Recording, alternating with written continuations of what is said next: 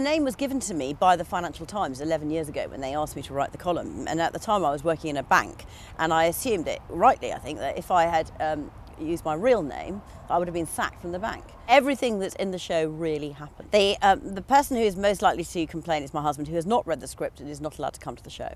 He's been straight up barred. He's going to be running our home in Edinburgh and disappearing onto a golf course every day. His only complaint is that we're only here for a month and there are 532 golf courses in Scotland. I do talk about my kids in the show, yeah. Well, I co-wrote the show with my oldest child, and I don't call them children anyway. They're called cost centres.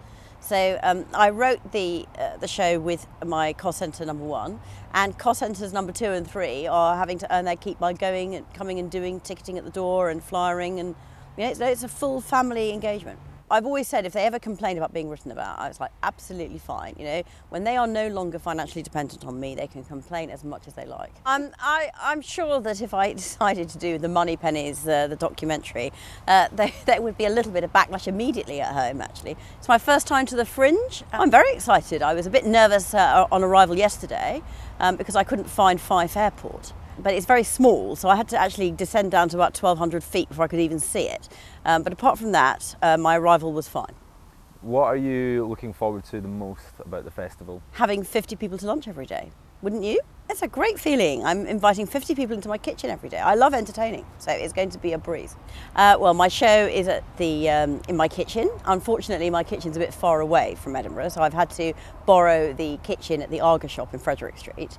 And 45 people can sit in there, and we cook 4 things in the show, and I share with people my views on life, the universe and parenting.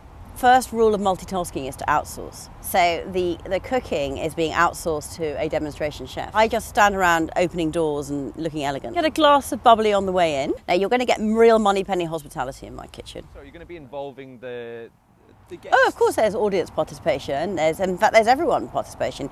You wouldn't believe how many people it takes to put on a one-woman show. I mean, literally about 27 people. One of the biggest logistical problems I struggled with this week is finding a hotel to put my hairdresser into. Well, we definitely will not be going on tour. I have a business to run. I mean, I'm not a professional actress. I'm not a comedian.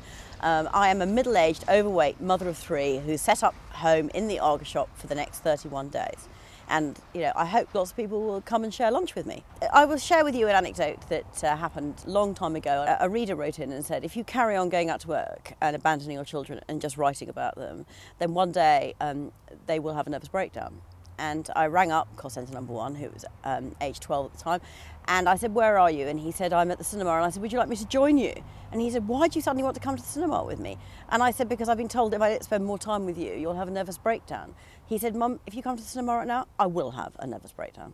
Hi, I'm Mrs. Moneypenny. I'd really like it if you could join me in my kitchen from the 5th to the 29th of August at 12:30 at the Arga shop in Frederick Street. And you get your tickets from the assembly rooms in George Street.